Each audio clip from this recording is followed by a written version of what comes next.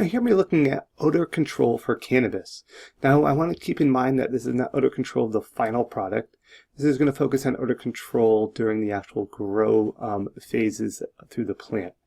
Odor control is more important later in the stages. Early on, cannabis, while it does have a distinct odor, will not necessarily be as pungent early on, but as it progresses and ages, typically around week 6 or so, the odor will become more prevalent.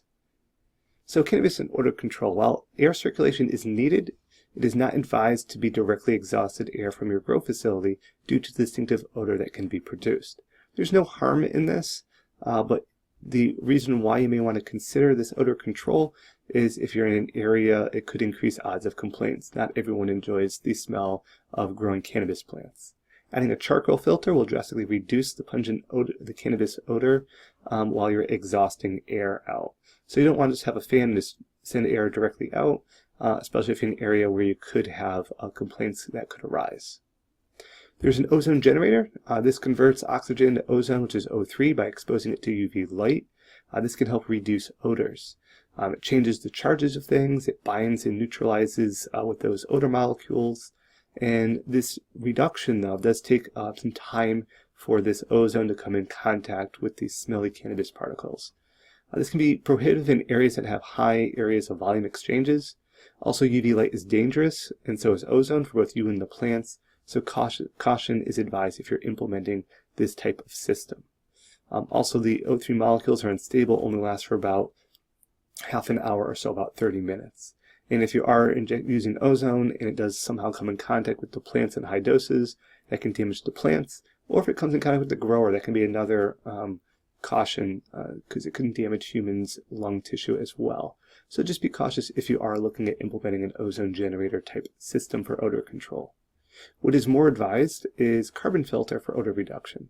This should be installed for operations through the entire grow, but as I said, is most important from that week 6 or on or so. That's when odors tend to become more of an issue.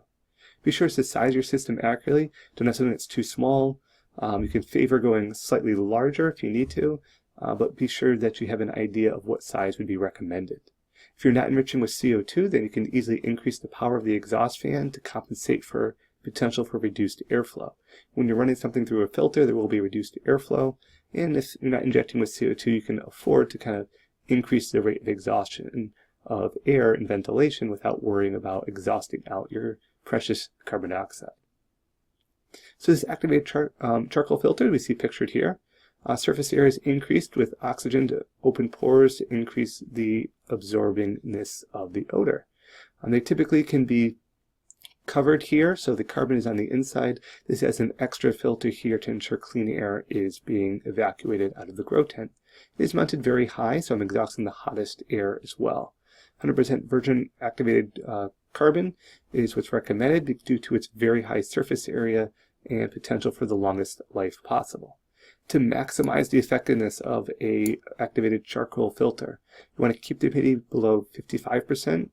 65 to 70 will reduce performance, and 80% plus stops the performance.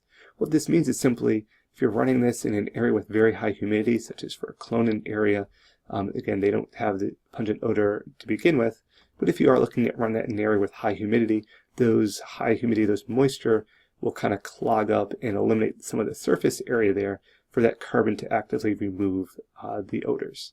You want to have the air move slowly through it. You don't want to be oversizing this fan and pulling it right through and right out, because there needs to be some contact time between the odor and the activated carbon. You can use a pre-filter, and that's what you see here, to remove particulate and change on a regular basis about every 60 days depending on the quality of air that you're dealing with.